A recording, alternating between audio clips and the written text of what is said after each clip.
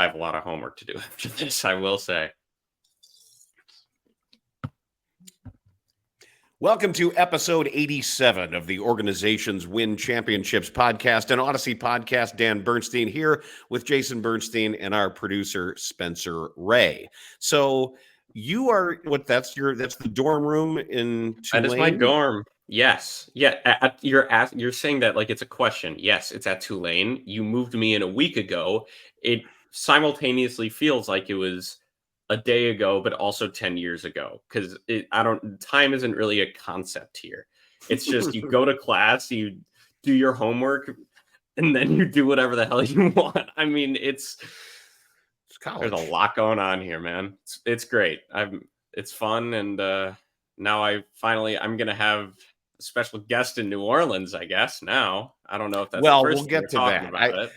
I want to note here. By the way, if you say where am I am in a lovely suite that is taken care of by the Circa Resort and Casino in downtown Las Vegas. I wish you could see what I'm looking out over. I was trying to get that. The mountains are behind me. I'm on the 55th floor. So you can see off into the mountains and the desert, but it's just too bright for the camera to take advantage. So I have it turned around. But yeah, we are here doing shows as they're kicking off their big fantasy football survivor pool and their big handicapping event. So they have like a Radio Row here, like a Super Bowl kind of thing. So It's been fun. And I want to note that poster above your bed behind you. Yeah, I just realized, I think this is a good setup for me just because of the poster. There we go. I think it fits. I think it fits the vibe of the podcast well, and you can take it away from here because that poster is a lot older than I am.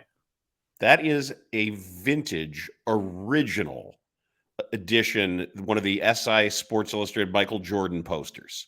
I don't know what it's worth. Probably something other than just on eBay. There's a little bit of monetary value, but it's not like a couple $100 or something. But yeah, I'm good. But that's an original. You can tell by the lettering on his jersey, the old small Bulls on there. And the picture isn't even really in focus, but it's pretty spectacular. No, it is. Not compared to posters now. It's not.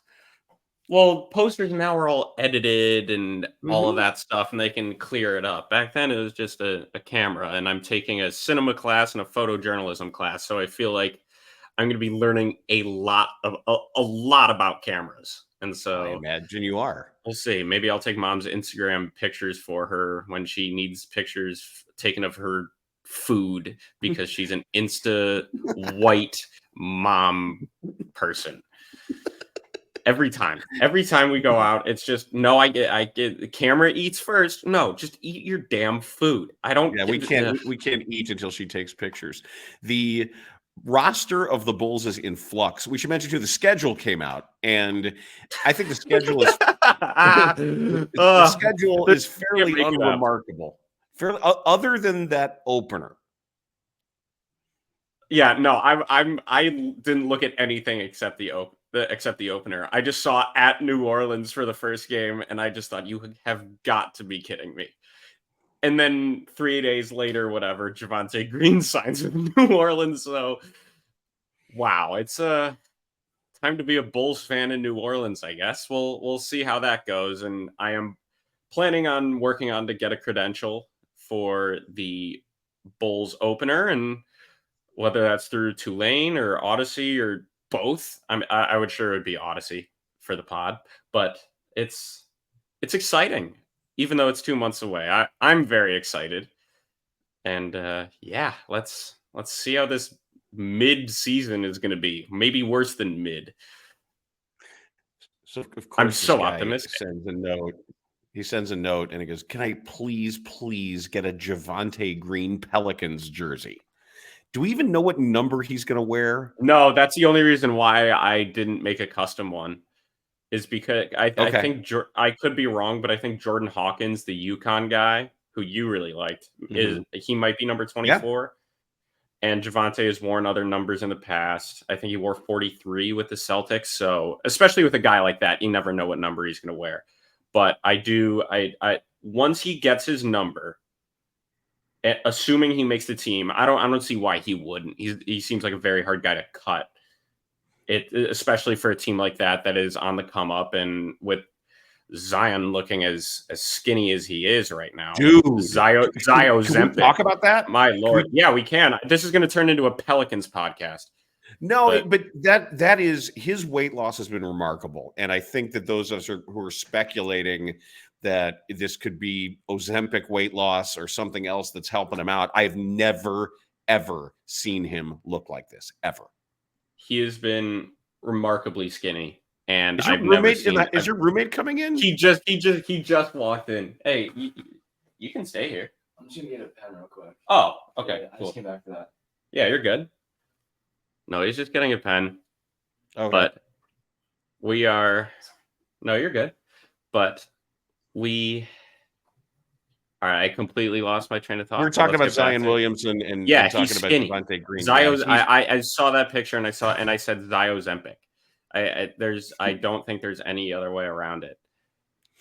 Well, good luck. If it could extend his career, it could keep the extra pounding off of those feet and turn him into a bigger dynamo. The extra poundage off of his stomach, but I mean, yeah, I think that's kind of the point.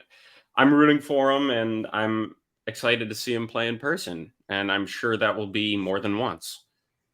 So Javonte is gone, and Kenny Lofton Jr. has joined the Bulls. Now, he's no small man himself. I believe he's listed at 6'7", 275. Does that sound right? He's a big boy. He's a big boy. Another Louisiana connection there. He went to Louisiana Tech. He's a Bulldog, but it's a non-guaranteed contract, right? Because it's not a two-way.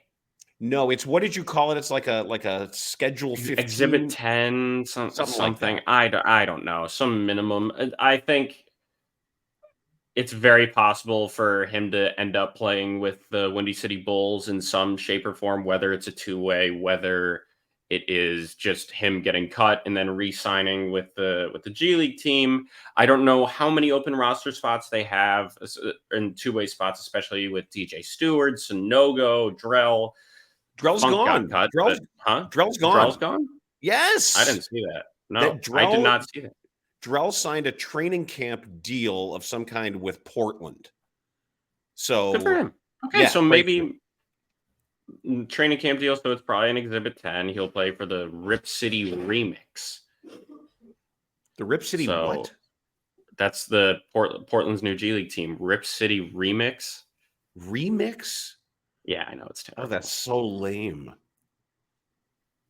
That's so lame. The Rip City Remix. Okay. All right. I mean, I guess it's better than like the Rip City Rattlesnakes or something. They're trying something else. There's already a team called the Vipers, so I feel like if they were the Rattlesnakes, it'd be a little bit meh. So Andrew Funk is gone. So so he easily could end up with a two-way, but if he makes the roster, from what I understand, the guy who'd be in danger of losing the spot would probably be owner outbid him, the spot that he would take. I guess they're two completely different players. I don't know. Would it be Sanogo's two-way because they're a little bit similar? I doubt it would be Sanogo's just because he's been there for a year and they like him. Experienced college player. Had a 2020 NBA game. But one of two rookies to do that this season with Victor Wembanyama. I think it was Wemby, right? It had to have been. I think that's right. Did you see Wemby's dunk the other day? There's no way it was anybody except Wemby, who I am terrified of. But we'll see. I don't think this acquisition means that much. It seems kind of low risk, but I wouldn't necessarily say high reward. I feel like it's just a filler for now, maybe for a training camp, see what a young guy can do, but it's not that big. It's not as big as he is, let's just say, because that man is large. Well, I heard Stacey King commenting on his Give Me the Hot Sauce podcast with Mark Shanowski, and he said he's a Charles Barkley type player, and I'm like, Stacey, I love you. Come on, man. I mean, yeah, he's an undersized Stacey King type player. He's an undersized big, And the fact that he's a back to the basket player, I know that just warms Stacey's heart to have a guy with old Barkley fashioned had arms as long as Wemby's, and he could jump out of the gym. I feel like it's a little bit different. I think it's a reach of a comparison. Did you see Wemby's dunk the other day? Which one? In the game?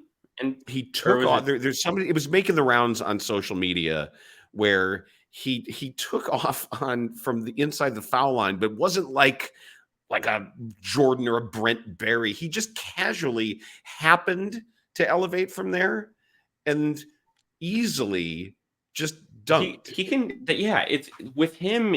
I feel like he's one of the only people in the NBA that when he has the ball in his hands and he's looking to score, I think he has the most room for error out of any NBA player. Why? To just try a bunch of stuff. Because nobody else in the NBA has been 7'5" and moves the way he does. I remember seeing him go kind of bring the ball over his head like this while Derek White was trying to steal it from him, took off from the elbow and just dropped it over the rim. Nobody else can do that. It's almost like he can decide what he wants to do when he's in the air, not before he actually does something.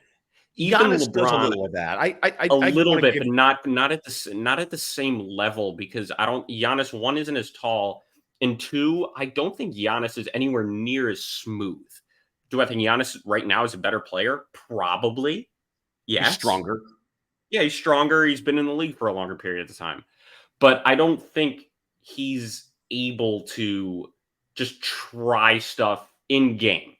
And I would say the only guy who it seems like can do that in any facet of basketball is Jokic. Like, the passes he makes, sometimes they just sort of happen. He doesn't even see it. It's just instinct. I feel like Wemby is that way when he's scoring the ball, especially inside the arc. Oh, don't say scoring the ball. I hate that. You can go F yourself. I really don't care. Scoring. It's scoring. You don't score the ball. I don't know and why this is happening. What do you score? A shoe? You score points. You score points. You shoot the ball goes through the rim, the scoreboard reflects points. I would poke you right now if we were I know you would, home. but you can't, because you're in Louisiana and I'm in Nevada, but I hate score the ball. I know it's I thought you were going to say I hate Las Vegas, but that's another. No, it's been fine. It's been fine. I had a nice bowl of matzo ball soup and a pastrami sandwich last night. Perfect. I would totally say something, but if there was anybody standing outside of my door right now, they might get hurt at this place if I said something. But whatever. Yes. I think we know exactly where I was going with that. But believe it or not, the circuit has a perfectly representative Jewish deli. They really do. So it's called Saginaw's, and it's actually it's pretty good. It was way better than I expected. I expected it to be like just sort of nominally, but it's not. It's good. It's good. It's not New York, but it's good. As something you're going to find out here. Well, Las Vegas tries to be every city in the world. They have the Eiffel Tower in there and all this BS. I know. I want to get back to Kenny Lofton Jr. for a second, because there seems to be, because this is going to relate, by the way, to the crowd trivia question when we start the showdown in a couple minutes. He is completely unrelated to the baseball player. What's weird is I was trying to find a question like that, but I got it. I got it. Okay, good. Because I couldn't think of it, and I was just running out of ideas, and I just kind of picked one out for you, which I think will be relatively interesting. I feel like you'll either get it right away or it'll take a second. But one more thing I want to touch on. I think we need to before the showdown. Have you seen? No, not before the showdown. We got to talk about Javonte for a bit. Okay, this is all you. This is all you. The fact that Javonte's following you. Okay, but you were going to say something. Go ahead. What are you going to? No, go ahead. Go ahead.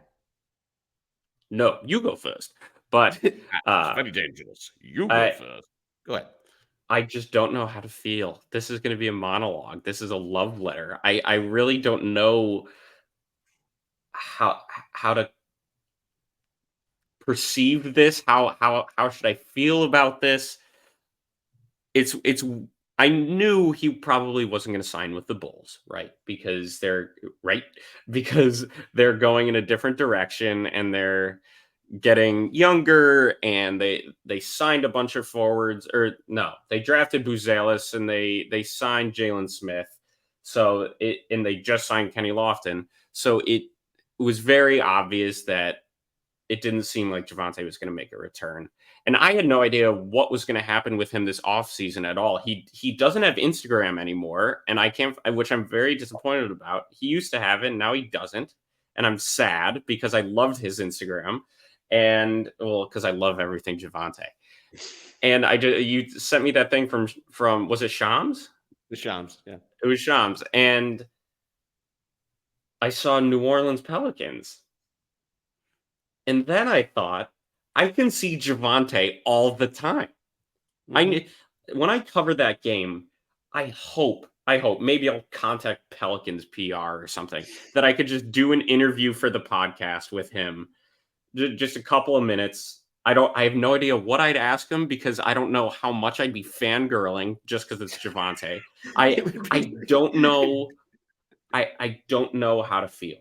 I don't know how to feel. And and I'm really excited, but I guess I can't be sad, because if I were to choose one team for him to go to other than the Bulls, it would be New Orleans, because I'm going to be spending more time here than in Chicago. So now, have you been wearing the Javonte Green jersey all day? Have you been wearing that today? No, I just put it on for this. I was wearing a Texas Longhorns shirt. Why? Because it was comfy, and I put it on this morning. I still want to see if anybody knows that that's a Javonte Green jersey. So I'm going to be going out tonight. So do you want me to wear this while going out? Don't wear it out. Yeah, I know. I was going to say that would look really stupid. Maybe if I go to play basketball later, I'll wear it.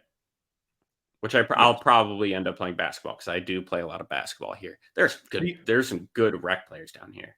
Are you shooting it every time you touch it? What do you think? From anywhere? Not from anywhere, but a reasonable shot. Yeah.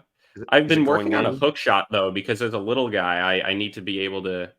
That's the only way I can actually make a layup, is with a hook shot. Have you made any shots? Yes, actually, yes. Suck it. I have. Okay. Shut up. Because I know you're a ball hog and a chucker, and I just want to make sure. I'm not as much of a ball hog as you think I am. I just have a quick trigger, because I have a quick release. I noticed that my release looks a little bit like D'Angelo Russell's from the other side. Okay. Because we don't jump very high, and we bring the ball on the opposite side of our body before we shoot. Speaking of which, someone who used to do that was in action in a video that was put out by a trainer in LA. And I don't know if you watched it, but I heard it looks okay. It was a pretty raggedy run. Okay. There were some real players, but he shot it fine. He was not going 100%. Nobody was really going 100%. And he got faked out a couple times defensively. I mean, he looks like he's in great physical shape, and his jump shot looked pure. He didn't elevate too much on his jump shot. A lot of times, that's the way it works in runs. A lot of times is something I notice, is that they're just kind of flicking it. There's a video that Andre Drummond posted of him shooting threes, and he was barely jumping. I mean, he doesn't need to, because he's so large. He's going to get a lot of power into that shot. But I feel like whenever there are open runs and just guys working on stuff with Chris Brickley and all of those guys, you see LeBron shoot, and he barely gets off of the floor. So no, it's still stuff. We're watching him differently, though. We're watching Lonzo for any clues, any signs. So I didn't see anything to move the needle. I saw a guy, it looked like he was happy to be moving pain-free. Whether or not that means he's an NBA player, I think is certainly a far cry and a huge question right now. But as long as he's optimistic, I think we stick to what we've been saying about him, and that's good luck to him. And I hope he can be a medical miracle. Yeah. What do you say we do the showdown? Sure. Fine. Very nice. All right. We will save the crowd question for last and name the winner from last week. I picked this for you because I knew the Javonte thing was top of mind for you. I know that you know where Javonte Green played college ball, right? Correct. He went to Radford. Yes, he went to Radford. In what conference is Radford? Oh, boy. Do I get multiple guesses or just one? Oh, no, because this is just the start of it. Okay, so I know it's in Virginia. It's not as good as... The conference is based, it's headquartered in Charlotte. Oof. So it's obviously not the American, because I know the American Conference well by now. It's not going to be the Sun Belt, because I think the school in Virginia that's there is Old Dominion. Oof. It's not the Big South, is it? It is. So it's like Winthrop and wait. This is what I want you to. How many schools? There are 9 schools. Actually, let me see. 1, 2, 3, 4, 5, 6, 7, 8, 9. So can you name the other 8 schools in the Big South outside of Winthrop is one of them, right? Winthrop, yes. Winthrop, Elon? No, Elon used to be, but no. Okay. No, South Alabama's Sun Belt. Oh, this is hard. Is it like USC Upstate? South Carolina Upstate? Yes, very good. That's where Torrey Craig went. That's why. Yes, that's why UNC Upstate in Spartanburg. USC, excuse me. UNC Greensboro or no? There is a UNC campus, but not Greensboro. UNC Wilmington? Nope, further west. Okay, that won't help me. Smoky Mountains. Asheville. Yes. Okay. UNC Asheville. So that's what, 3 or 4 did I get? That's 3, 4 including Radford. That's I need 5 more. Yep. Oh my Good luck. Lord. Georgia State is Sun Belt. Is it going to be like Jacksonville or Jacksonville State? Nope. I'm doing better than I even expected to do on this. Way better than I thought. So I'm not disappointed at all. Big South. Now, one of these schools was the college whose games Jason Benetti called while he was at Wake Forest Law School. Won't help me. Okay. Will not help me. All right. I think you're toast. It's not Middle Tennessee State. No. Yeah, go ahead. Just read them off. I'm glad that you can get 3. Or the other 5, I should say. Yeah. Charleston Southern. No way would I have gotten that. Gardner Webb. Okay. Is it? Oh, wait. Austin P? No. Damn it. High Point University. High Point's in the Big South? Yeah. That's where Benetti did the games. I get High Point confused with Grand Canyon all the time because And then the other 2 are Longwood. Oh, I should have gotten Longwood. They've been in the tournament. Is it like Chattanooga? Is that the last one? Nope. It's Presbyterian College. Okay, screw that. Hell no. All right. Okay. Yeah, that was a lot, but I'm glad that I got the few that I did. Should be. So my question is, so we both know, and Bulls fans know, that Ayo Dosunmu recently had a jersey number change from 12 to 11 after DeMar DeRozan left. So what I'm asking is, before Ayo, which current Bull was the last player to change his number and why? Before Ayo, which current Bull changed his number, and there's a reason why? There is a reason why. It's not just like I wore this number in high school. There's a very specific reason why this guy changed his number. Oh, what an interesting question. You know that I'm really bad with the uniform numbers. If you want the season, I can give you the season. Does it matter? Yeah. Because did someone else show up and take the number who had a history with it? Mm-hmm. Is it when DeMar arrived? Nope. Is it when Drummond arrived? No. I'm just trying to think of who they would add. Was it a free agent signee who arrived? No. Was it a trade? Yes. They traded. You're going to be kicking yourself for not knowing this trade. Yeah.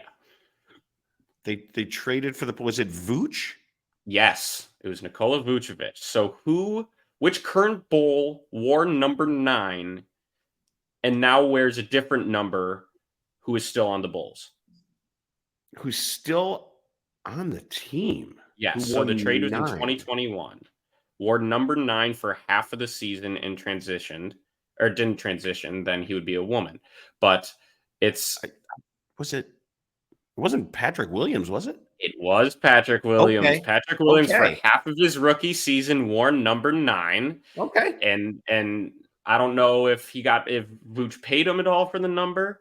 He probably cut him a check, and now he's wearing 44 and hasn't looked back.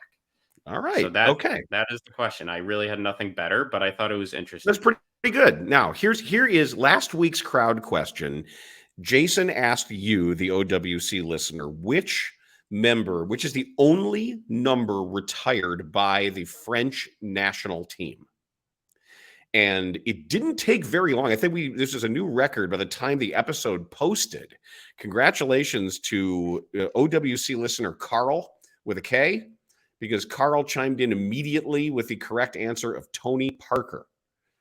So that would be the winner. So congratulations to Carl. And the reason we do this is when the episode posts, so we expect you to then, once you answer this, I want you to send a tweet to me. You can do it on Instagram as well, at @RealDanBernstein or at Jason.Bernstein_. Is that right? On Instagram, correct. On Instagram. Or the easiest way is probably at Dan_Bernstein on Twitter, and just give me the hashtag OWC Showdown.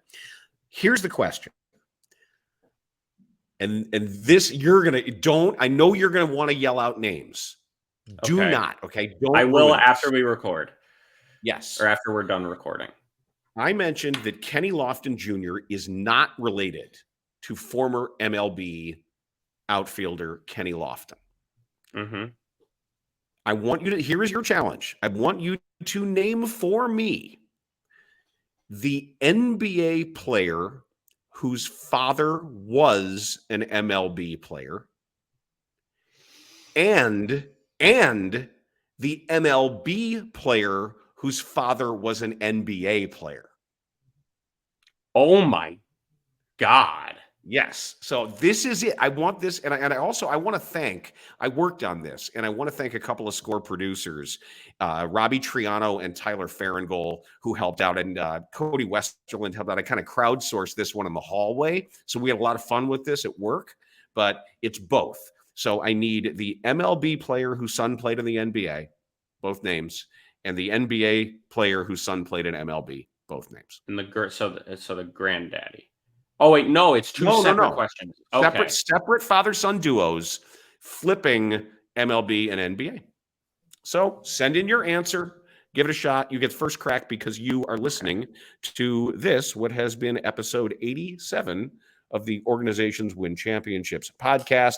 Make sure you listen, make sure you subscribe, make sure you rate, make sure you do all of the things, and we'll get you next time.